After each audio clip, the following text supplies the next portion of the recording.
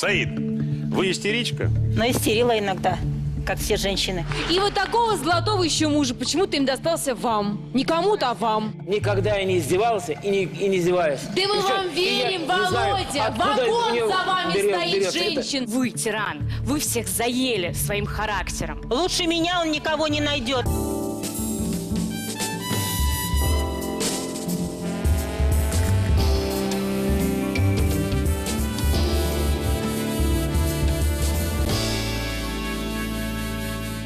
Добрый день. Брак без любви. К сожалению, такое случается очень часто.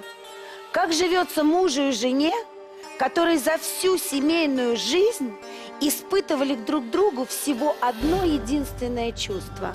И это чувство ненависти. А вдруг все не так? А вдруг, когда нельзя склеить отношения как-то по-другому, они и строятся на ненависти? У нас сегодня, к сожалению, не исключительный случай. Случай, который вы узнаете просто с первого предъявления. Давайте посмотрим. Я не издеваюсь никогда, и никогда не издевался над ней. То, что в этом она меня обвиняет. После 23 лет совместной жизни Владимир Кривенцов понял, что все эти годы жил с монстром. Возникает желание уже все, допустим, бросить и уехать, чтобы даже никто не знал, куда. А сама Саида Давудова даже не скрывает, что не любит и никогда не любила своего мужа. Я как бы вот была в раздумьях и в сомнениях. Думала, стоит ли. Но мама настояла. Такой хороший парень. Выходи, и все, ты паразитка такая, что тебе еще надо. Родственники уверены, если Саида не изменит своего поведения, сердце Владимира может не выдержать. Она тебе приходит, она скандалит, она устраивает скандал, начинает ругаться. Но Саида не намерена менять своего поведения, ведь если муж не хочет от нее уходить, то его все устраивает. Скрытый садизм в нем какой-то вот. Единственное, что сейчас объединяет супругов, это их общая дочь, которая не хочет общаться ни с отцом, ни с матерью. Катюша, никогда никому не позволяй обращаться с собой так, как я позволяла твоему папе обращаться с собой. Никогда никому, Катенька. Нужно ли жить в семье, где вторая половина тебя ненавидит? Стоит ли сохранять брак ради детей? И как жить с женой, которая каждый день устраивает скандалы и закатывает истерики? Вот ваша жена вот в этой подводке сказала, что она бы никогда не пошла на союз с вами, если бы ей не посоветовали родственники хорошего мужика. Это так было или нет? На самом деле, когда мы поженились, ничего так, и жили мы нормально, ничего такого не было. А вот когда разлад пошел, она сказала, я не знаю с какой, она сказала, вот я плакала, когда за тебя выходила замуж, я не хотела, меня мама типа заставила выйти замуж за тебя. А вы хотели? Я да. А когда разлад пошел? Сколько лет вы были в браке на тот момент? На тот момент, с 90-го года, где-то 16 лет. И только после 16 лет пошел разлад? Это так вам нам. так показалось? Или Я так думаю, да. она вам говорила вот в этот период, первый, потом, когда вы женились, что она вас любит? Да, Говорила? да, А вам казалось, что это правду она говорит или нет? да. То есть в какой-то момент, с вашей точки зрения, она вас разлюбила? Получается так. Мы жили в доме ее родителей, все, она говорит, я хочу, чтобы ты ушел. Я говорю, причина, что? Я, говорит, не знаю, в чем причина. А скажите, пожалуйста, если бы она вам не сказала, я хочу, чтобы ты ушел, вы бы по отношению это почувствовали? Я объясню, что наша соведущая имеет в виду под отношением. И это быт. С утра проснулась не такая, да, вечером легла не такая. Это постель. Было вот так, стало вот так. Это раньше шли в гости вместе, а теперь она говорит, нет, я пойду одна, потому что я тебя стыжусь или стесняюсь. Что-то изменилось? Было? Молодец, Нет. молодец. До этого момента было все нормально. Вот. А после уже, когда вот она как сказала, и все, уже пошло, с этого момента пошло все на перекосяк. А вы ровесники почти или нет? На 6 лет разница. Когда Вы вы старше. поженились, сколько было ей и вам? Мне было 34, ей 28. Давайте мы посмотрим видео, как она рассказывает, как они познакомились. С Володей как-то быстро сошлись, как будто мы 100 лет знаем друг друга. Стали как-то вот ходить, встречаться. Он маме очень понравился. И я как бы вот была в раздумьях и в сомнениях. Думала, стоит ли. Но мама настояла. Такой хороший парень. Выходи, и все, ты паразитка такая, что тебе еще надо. Ну, вот так вот мы поженились. Прихожу с работы, он сидит, ничего не делает. Все заросло у нас бурьяном. Я говорю, ну я уже не знаю, что делать, Володь. Все хуже и хуже, все хуже и хуже. Появилась какая-то ненависть ко мне. Я жалею, что я не развелась вовремя, когда все это начиналось. Но я пожалела Володю. О себе, наверное, не думала я в тот момент. Ну, как-то для меня всегда были близкие мои на первом плане. Их счастье было моим счастьем, чтобы у Катюши было все хорошо. Ужас, когда она стала говорить, что она не выйдет замуж никогда, что она вообще не хочет детей, и что она бросит институт. Это было вообще как вот крушение всего.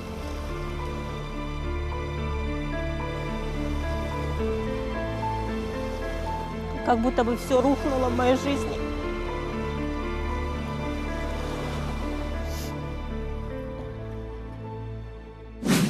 Самый легкий путь это было развестись в тот момент. Это самый легкий путь от ответственности. Я считаю, что нужно было как-то скорее, нужно было узнать причину, выискать и довести. Владимир, скажите, пожалуйста, а у вас вот один ребенок, это ваше такое совместное решение было? Все-таки ваша жена такая восточная, сочная женщина, очевидно, совершенно там пяток Конечно, детей это... должен был быть. Она от праздности, судя по всему, ну просто из пальца высасывает какую-то проблему. Потому что сидит Они мужик, поздно не сошли. алкоголик, любит ее, понимаете?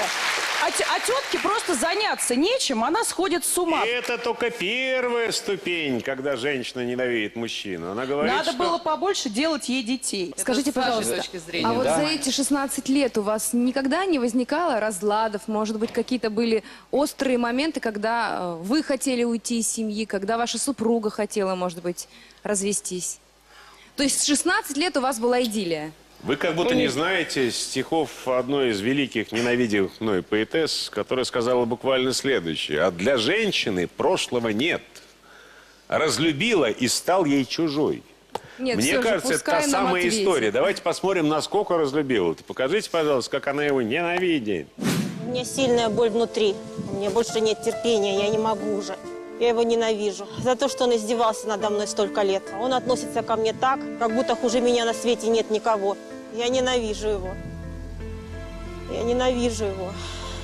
За такое ужасающее положение в нашей семье. Катюша, никогда никому не позволяй обращаться с собой так, как я позволяла твоему папе обращаться с собой. Никогда никому, Катенька. На самом деле никакого издевательства нет. Вы били ее? Нет. Никогда? Точно, никогда. Никогда. Дочку вы же били, понимаете- дочку.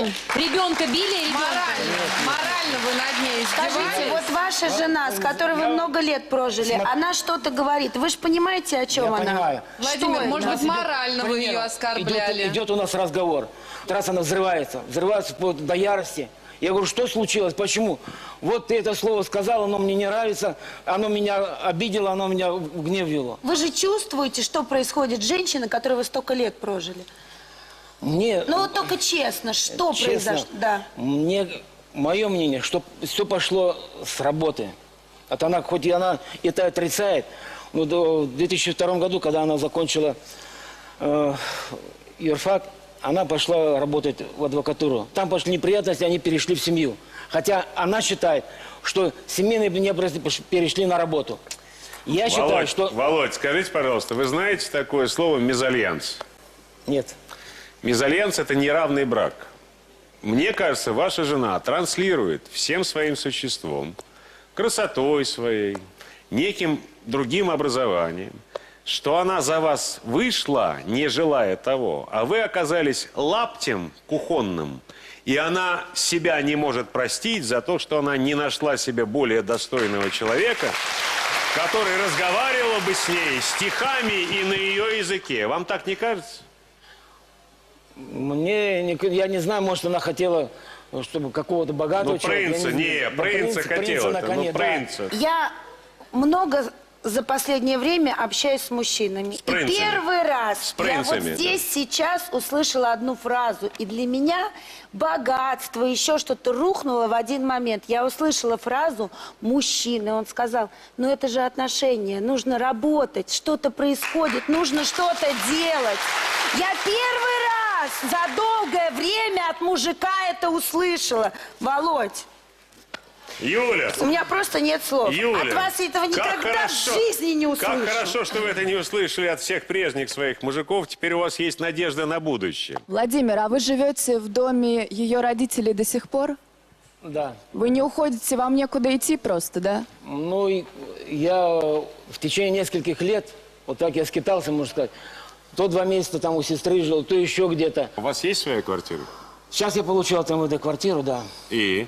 Вот, Почему вы не год уходите? И?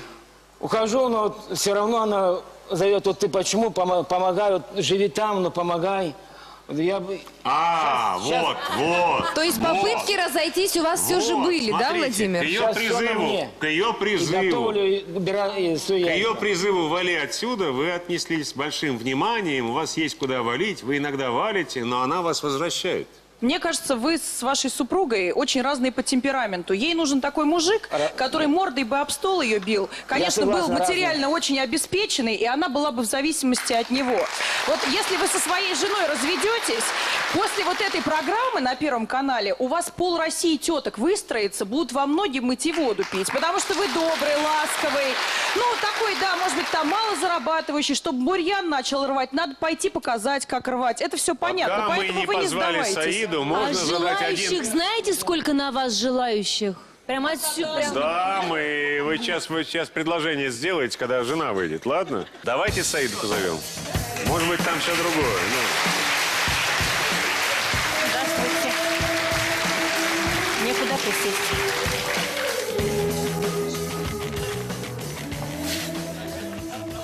Сколько зрителей, столько судеб. Эта передача может быть вечной просто.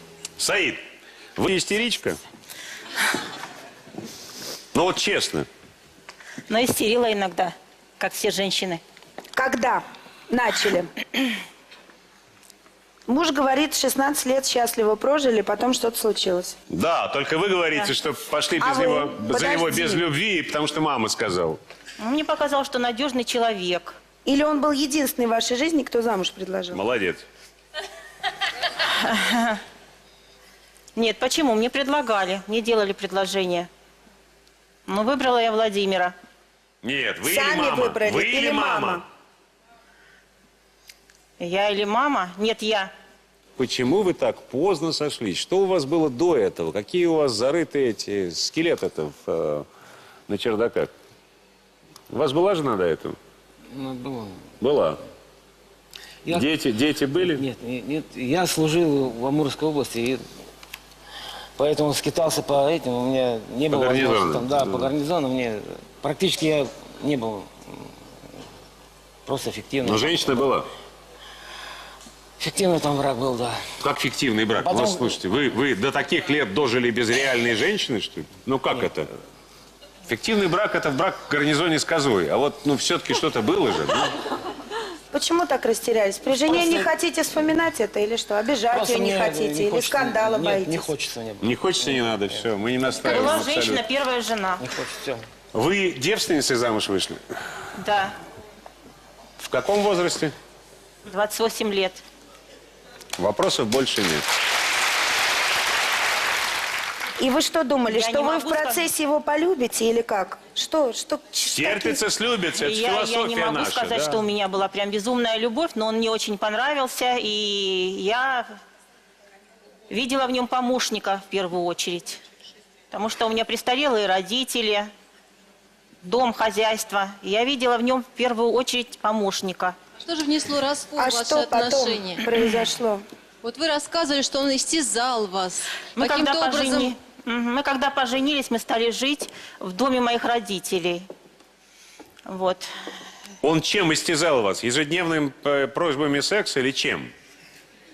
Вот в чем были истязания? Своим Скажите, присутствием. И Владимир сделал пристройку. Ау! Он сделал пристройку. пожалуйста. Саида, Да. Здесь не жанр монолога, здесь жанр интервью. Я задаю вопросы. Если вы хотите на них ответить, вы на них отвечаете. Не хотите, посылаете меня подальше. Я задаю другие вопросы. Вопрос номер 1. У вас дочь когда появилась? Через 3 года. Через 3 года. 31 год не было. А эти 3 года вы чем занимались? Жили вместе как? Жили вместе как? Нормально. Половой жизнью, как Конечно, мужчина с женщиной, конечно. ежедневно. И всем все нравилось. До этого Я могу терпеть еще сказать- 2 выкидыша было, поэтому пока родилась эта дочка. Понятно. То есть она была не просто желанная, она была востребованная, эта дочка. Да. Где дочка-то? Я не знаю, что вчера произошло. Она пришла зареванная, вся плакала. Не знаю, что случилось. Вы знаете, я знаю, что произошло. Вот я знаю, что произошло. Вы приехали сюда, надеюсь, за советом. Да. А что вам делать дальше? И ваша дочь, а нам еще стоит разобраться в ваших отношениях, но, увы, без нее. Она сказала и вчера, и говорит сегодня: не пойду. Мотивировка. Я папу люблю, а маму нет. Я не хочу это говорить вслух. Мама тиран, она меня забила. Но это все есть в ее интервью психологу. Давайте посмотрим. Самое ужасное для меня — это быть похожей на маму. Для меня самый страшный кошмар. Даже внешне, когда вот у меня была короткая стрижка, как у мамы, а мне говорить похоже на маму, для меня это было как ужасное оскорбление. Честно говоря, из такого маминого характера я иногда вообще женский пол начинаю. Потому что я с мамой не могу найти общий язык, я с ней вообще не могу не разговаривать, ничего. Но так же не было в раннем месте. Я никогда не было близко, так было всегда. Все, вот такой же, как она, тогда вообще смысла нет заводить друзей и семью, потому что я буду таким же тираном и также всех буду мучить и убивать своей невыносимостью. Какой смысл вообще, тем более? Что мы все задалбывают своими проблемами, но при этом людей слушать она не хочет. Когда человек о своей проблеме рассказывает, все, это уже ей это неинтересно. Ей нужно только вот свое толкать. А я даже когда-то хотела, чтобы папа нашел себе нормальную женщину, которая бы о нем заботилась и относилась бы к нему по-человечески. И я хотела, чтобы он ушел и жил счастливо. Какой пример отношений, как у моих родителей, это ужас. Ваша дочь считает вас тираном, мечтает о том, чтобы ваш муж от вас ушел и жил наконец-то свободно и счастливо.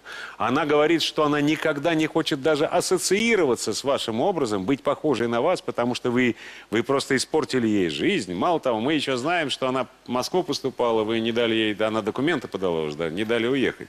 Из-за чего? Вы такая красивая, такая нежная. Может быть, вы просто монстр, нет? Нет, я не монстр. Вы когда сейчас зашел разговор, там Александр стал говорить жесткие слова про вашу дочку, что она вас не любит и все. Почему улыбка такая вдруг на лице? Вы в это не верите, в то, что она вас не любит? Нет. Вы считаете, что дочь вас любит, а почему она такое произносит вслух? Почему на встрече с психологом она такое говорит? Я считаю, что в этом виноват супруг, что Володя виноват. А что он сделал для этого? Он дочку против вас настроил? Да. Как? Ну, когда я истерила, он заходил в комнату дочери и говорил: вот видишь, мама какая. Видишь, как она нам жизнь портит. А зачем вы истерили при дочери? А вы так делали? Я, наоборот, ее наставил. Вот маме нужно помочь ей. Помочь прийти в нормальное состояние, если чтобы, как вам сказать, чтобы была нормальная семья, дружная семья. То есть вы, наоборот, дочку наставили? Да. В правильное русло, и надо к маме. Да, если я не прав, пожалуйста, спросите у нее, пусть она ответит. Саида, вот у вас много претензий было к мужу, а вот в чем вы видите свои обязанности перед ним? А вы ему должны что-то вообще в браке? Ну да, конечно. Что? Муж жене должен, и жена мужу должна. Знаете, на мой взгляд, Саида ждала вот всю жизнь Паратова такого, а ей достался... Саида, давайте хотя бы на какие-то вопросы начнем отвечать, потому что сейчас мы сидим, вас спрашиваем, вы сидите, ничего не говорите. Что вы делали мужу, пока было все хорошо? Ну, была обычной нормальной женой. Готовила, встречала мужа. Как встречали? Любила. Бросая тарелки на стол. Приходили... Как любили, если вы вышли замуж без любви и потом возненавидели его? Как любили-то? Она появилась все-таки, эта любовь? Появилась любовь, да. Когда? Когда мы стали жить вместе. У Саиды просто нет уважения, ни малейшего уважения к супругу. И отсюда все как бы и беды, и Александр проблемы. Дюма-младший. Любовь без уважения, что ангел без крыла. Далеко не улетит. Согласен абсолютно. Саша, вопрос такой. Но мы так высоко еще не поднялись здесь. У нас крылья-то еще не выросли. Саш, вот У мне нас пока рога растут. Причем рога растут такие вот друг в друга. Вот в чем дело-то. Можно я задам тупой вопрос? И вам, а вы ответьте на него. Почему вы до сих пор вместе? Почему не разбежаться-то? Потому что появился страх, что останусь одна. Он и у вас и был еще тогда. Да. Понимаете? Нет, стоп. Подождите, это абсолютно искренний ответ. Тут осуждать нечего. А вы-то почему не уходите? Даже есть куда. Я не ухожу, потому что я женился не просто так. Я по любви женился, я до сих пор люблю. И я не могу бросить это. Не могу просто так оставить. Подождите, девушки, подождите. Давайте мы сделаем вот что сейчас. Поскольку дочери у нас нет, по мне, кстати, не совсем понятным причинам. Но уж если так накипело, могла бы прийти и сказать. Значит, боится мама до такой степени, да, что... Да, и папа не хочет обижать. Все понятно. Но у нас есть люди, которые росли в соседнем дворе с дочерью. Давайте позовем сюда Магомета Курбанова и Мадину Курбанову.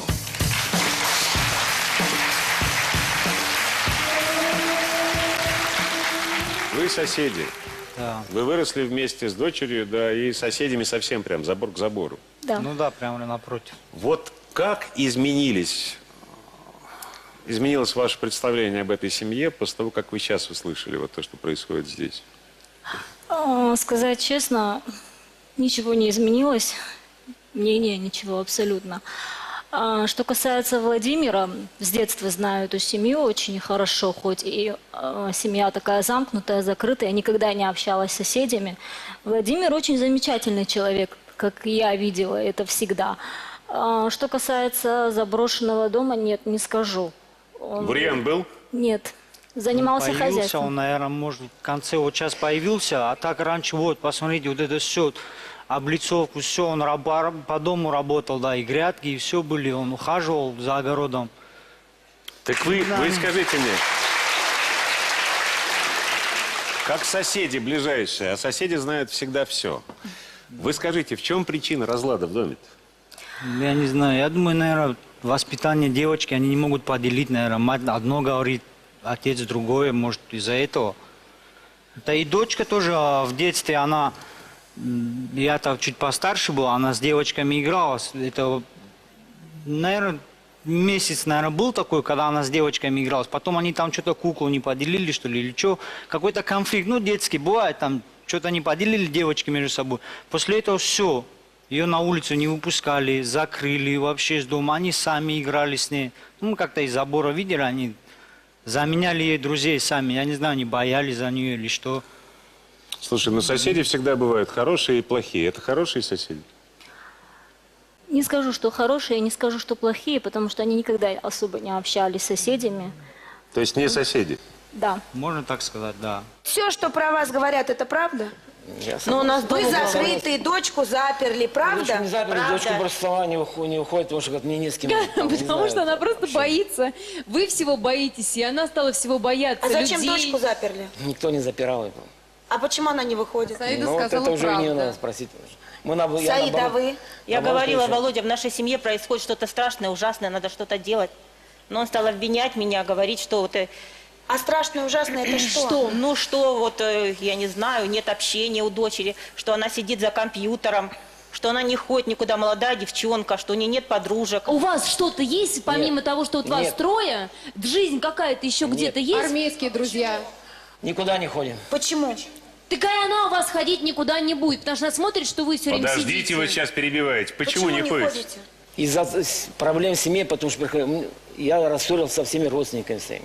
Никто сейчас стал, и я не хожу, и к нам никто не ходит. Из-за этих проблем. Потому что, когда начались проблемы, она начала ходить к моей сестре. Начал там, я говорю, зачем ты хочешь? У них своя семья. Зачем ты? Нет, вот она пусть приходит мне, вот Лена у меня плохо Слушайте, родилась. меня поражает совершенно, Володь, меня поражает совершенно, что вы за решением проблем не ходите к соседям, хотя это лучшая терапия. Сосед для того и сосед, Кухонная. что можно было прийти к нему. Ну что есть? Есть друзья, если друзей нет. Есть храм. Если в храм не ходите, кто это? Соседи. Уж потом психолог и так далее. Вы настолько замкнулись в собственных проблемах, что даже... хотя в это верите с трудом, потому что у нас есть Гулаймат Курбанова. Можно Гулаймат позвать в студию? Который все-таки... Говорит, своих проблем хватает. Или вы хотите им что-нибудь сказать? Так, Володя, Саида, вот что вы делаете? Зачем рушите семью? У вас прекрасная семья. Вот Володя, я знаю, как человек, я тебе, да, нормальный мужчина. Как мужчина, настоящий мужчина, как вижу со стороны. Саида тоже неплохая жена, тоже женщина, работающая, нормальная, очень даже. Ну, плохой стороны ничего не могу сказать. Что вы делаете? Зачем вы рушите семью? За что? За чего? Вам нужна примерие. Вам сейчас никакой развод не поможет. Ради вашей дочери вы должны друг друга понимать, и никакого развода вам не нужен. Я так считаю. Это мнение. Присядьте, пожалуйста. Теперь позвольте вас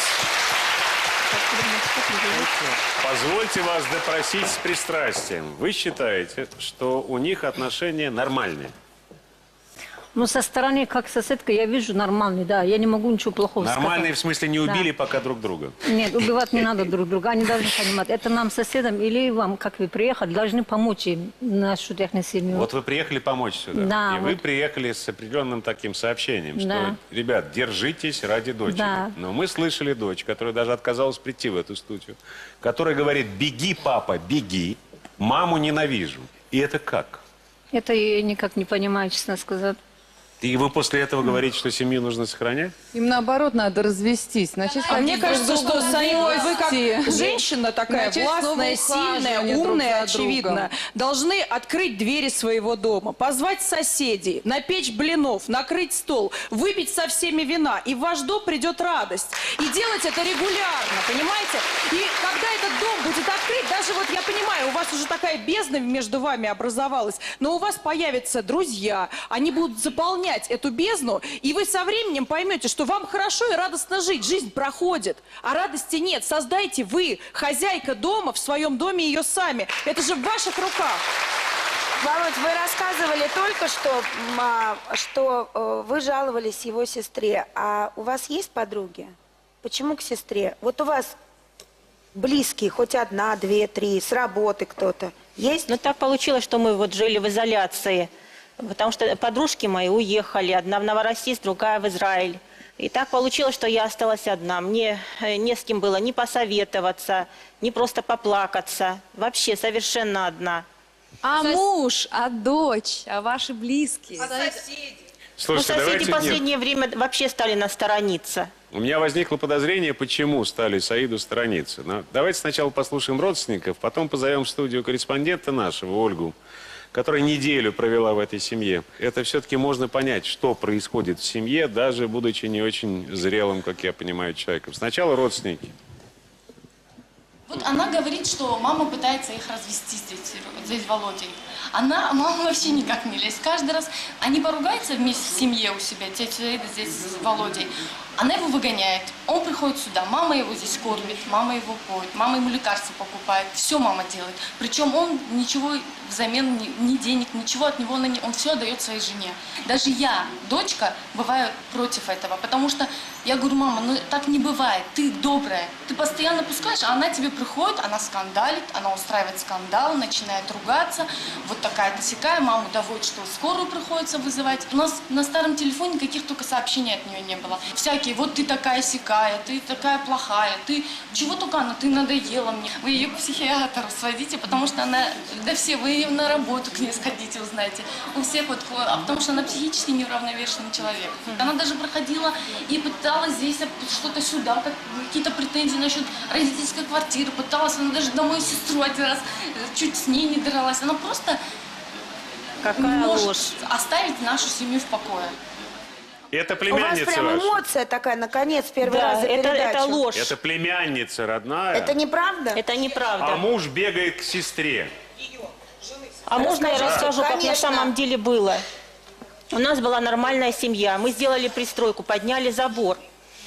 Все было прекрасно. И пришла вот эта самая сестра, значит, мать вот этой девушки, племянницы Володи. Так, сестра чья, ваша Да. или мужа? Сестра мужа. Лена. Но это другая, не той, Вашкеба. которой вы жаловались. Нет, это другая. Лена Вашкеба. Она пришла, и она сказала Володе: зачем ты здесь что-то делаешь, здесь все не твое. Наконец-то. И у него опустились руки. Наконец-то. Вот, она посела в нем какое-то сомнение. Наконец-то Он мы стал врага думать, нашли внешнего. Наконец-то. Он стал думать, переживать, что он вложил сюда средства и в конечном счете останется ни с чем. Потому что дом записан на имя моей матери. Сестра ничего мне не говорила. Это я говорю, напомню, никогда Она мне лично, сказала. Я сказала Володе: ничего там не делай, здесь все не твое. Жил, да, и жил, и было все Я это. говорю: как же так? Все это Значит, правда. жить живи, а делать ничего не делай. Так же не Что бывает. Послушайте, мы на самом слышали деле главное. Мы слышали главное, что вы сказали, что вы его никогда не Что на самом любили деле и было? привыкли к нему, когда он стал мужем. А от него услышали сейчас в этой студии, почему он не уходит. Потому что он вас любит. Ситуация, прямо скажем, давайте Ольгу позовем, которая все-таки неделю с вами прожила. Я любила его, но по-своему любила.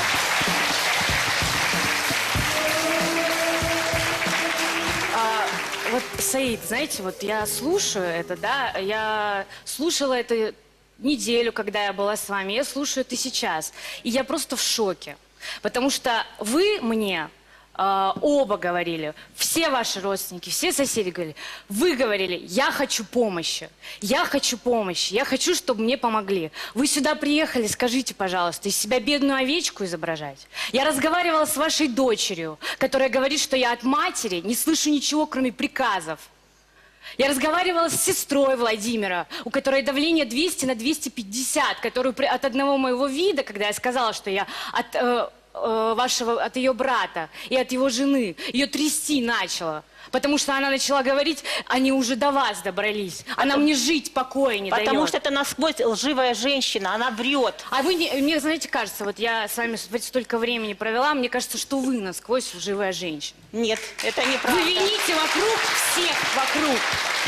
Хотя все люди, которые с вами провели хоть какое-то время, а самое главное, это ваша дочь родная, они говорят, что вы тиран, вы всех заели своим характером.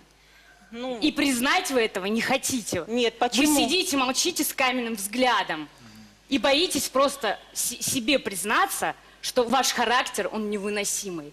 Нет, я прошу их, я прошу просто вот и дочь, и мужа, помогите мне измениться, потому что я чувствую, что... Да вы не хотите Саида, а знаете, что вам нужно, чтобы измениться? Начать себя приносить в жертву. У вас вы не самореализовались в этом. Пойдите в детский дом, поработайте там волонтером, няней, посмотрите в хоспис, посмотрите на чужое горе, судно повыносите. И вот вы тоже счастье обретете. У вас праздность, полная праздность. Просто все очень хорошо. И вот такого золотого еще мужа почему-то им достался вам. Не кому-то, а вам. Сестра, это единственное, что вам мешает. Я Саида. говорила, Володя, говорю, если так это тебя волнует, давай запишем, перепишем на тебя времянку. Володь, чего вы головой киваете? Вы можете сказать, это правда или нет? Володь, я бы сейчас переписал Володь, времянку и сделал такие ноги. Саид, у меня один вопрос. Я не понимаю, ну вы вот уже ближе некуда сидите. Вы говорите одно, он другой. Вы что, в разных домах живете? Вы что, не одна семья? Смотри, дело не в этом. Дело не в этом. Это правда или нет? Я понял, про что передача сегодняшняя. Я понял, про что, наконец. Это передача про чувство собственного достоинства. Я понял, что Володя не уважает себя, потому что он любит Саиду. Саида не уважает Володю, потому что она не любит никого. Дочь не может уважать ни отца, который никак не может уйти, да, ни мать, и, естественно, ни себя, поэтому не пришла сегодня сюда, да, потому что ее не воспитали в уважении. Их не уважают соседи, потому что они не соседи. Она не уважает родственников, потому что с точки зрения Саида они не родственники. Это о тотальном неуважении и, как результат, отсутствие уважения себя. Ребят, вы достаточно все-таки еще молодые люди. Даже среднестатистически в этой стране у вас дочки всего 20 лет, хотя вы поздно начали. Вы говорите: научите меня, как жить. Да кто вас научит, кроме себя? Вы в зеркало посмотрите с утра и скажите, как я превратилась в эту тетку, которая шипит на всех, всех ненавидит, никто меня не любит, а я не уважаю себя. И вы, Володь, посмотрите и скажите, посмотрите на себя в зеркало и скажите, любовь может довести мужчину до ничтожества или нет? Володь, у меня... Вы готовы на времянку уже и ноги делать? Нет, когда вот у него опустились руки, и в нем Понятно. появилось сомнение. Надо где-то быть, Володя, надо где-то быть на коне. Мы все дилетанты. Юля, делаем, потому что все подруги да, ее поддерживать не мы будут. дорвались Любая до микрофона, нормальная я подруга. понял, все. Можно мне Да, мы... Сейчас, одну секунду. Мы все дилетанты, и мы все делаем шоу. А судьбу каждый делает самостоятельно, но есть профессионалы. Они работали с психологом. Давайте Ирину позовем в студию и спросим, как у нее профессиональное мнение, как она относится к тому, что она увидела в этой семье с профессиональной точки зрения.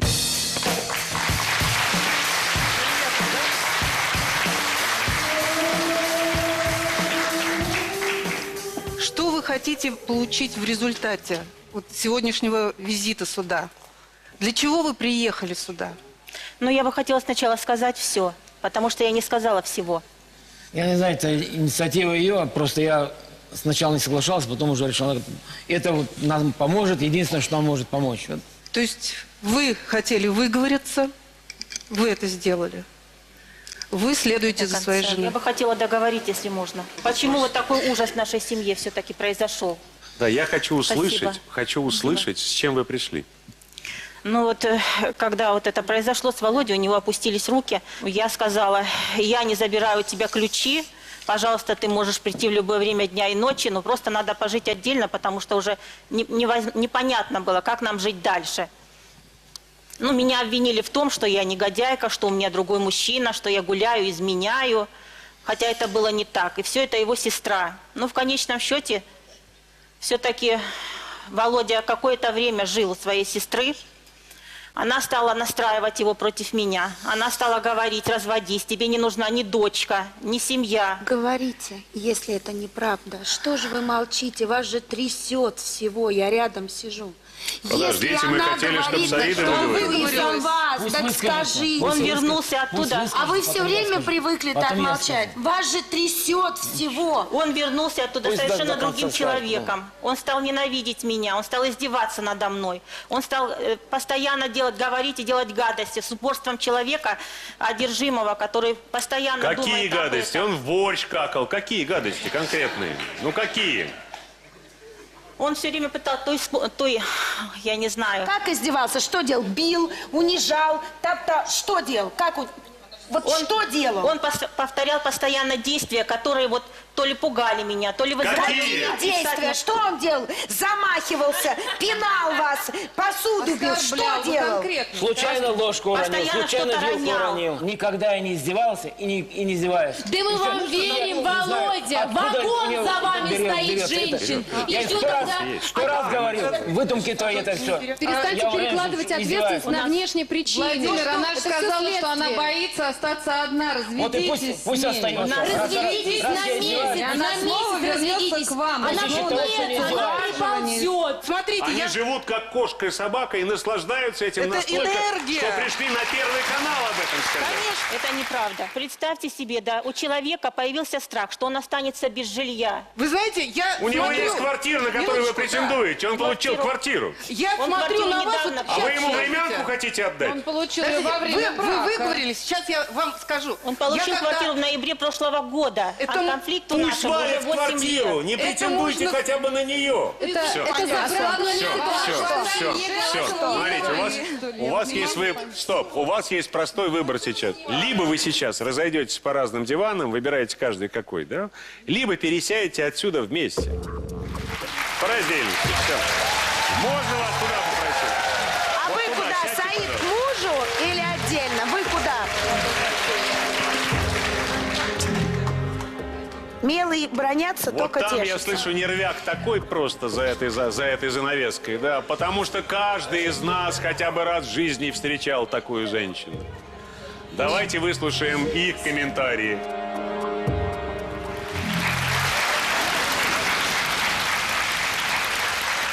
Володя, к вам обращаюсь. Я хоть и младше вас, Первое, если вы хотите сохранить брак, да, но я уже вижу, что нет, то первое, что надо сделать... А я вот еще не вижу, что нет.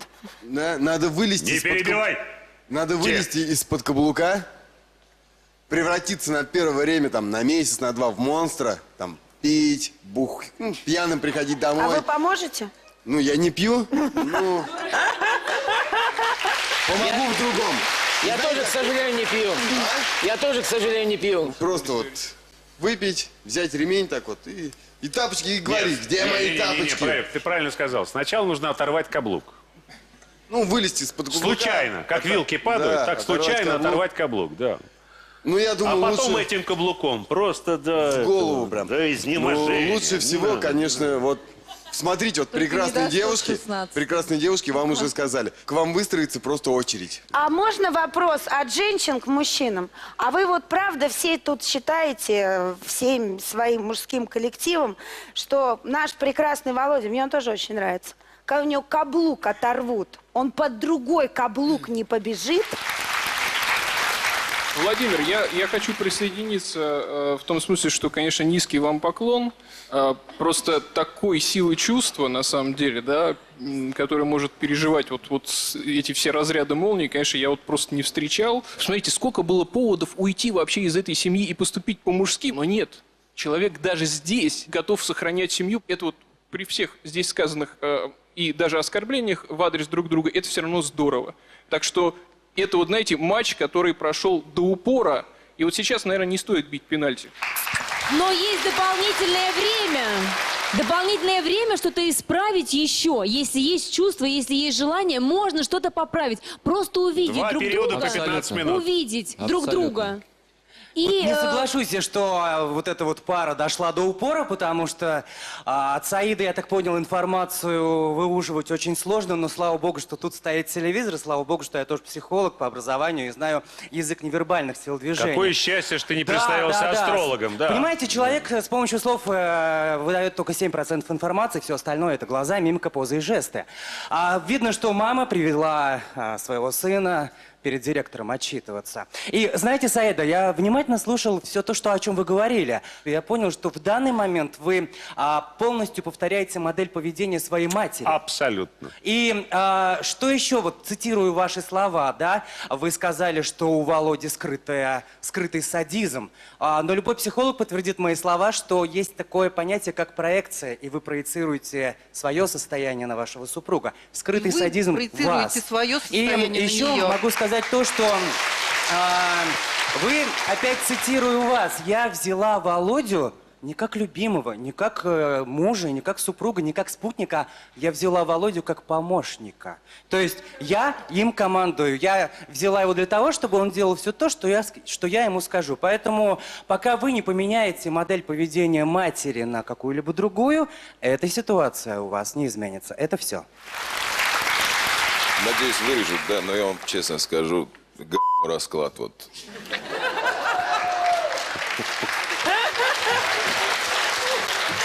Нет, ну действительно, Я это услышал крик о здесь помощи. очень много умных слов, услышал очень много советов. Ну, я больше чем уверен, даже, да, человек подкаблучник, достаточно добрый, безвольный, бесхребетный, да, но он может найти женщину, которая создаст вокруг него компонент уюта, и он будет счастлив в этих отношениях. Здесь вот эта грызня, какое-то противостояние... Лучше меня он никого не найдет. Спасибо. Ты получила то, что хотела, все. Я виновата в равной степени, как и ты. Ты виноват точно так же. Потому что в конфликте нет ни правых, ни виноватых.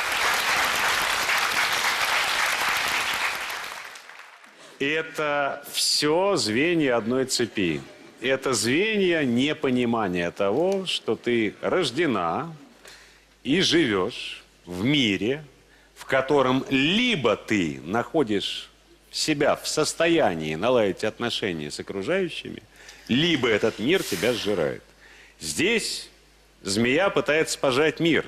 Чем отвечает мир? А если говорить серьезно, вот вы сейчас подытожитесь, сударыня, у вас же опыт больше в этом смысле. Я скажу, что вот на самом деле, мне кажется, что это тот самый вариант, изощренный, даже извращенный вариант, где милые дерутся, только тешатся. Если эта семья и живет почему-то, то потому что это арка в чистом виде. Она падает на него, а он кряхтит, но держит. А арка, как мы знаем, это самая крепкая конструкция в архитектуре.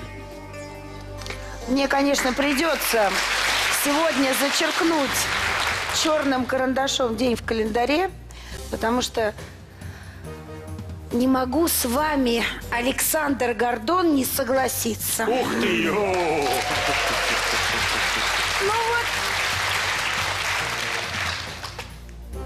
Ну вот даже добавить нечего.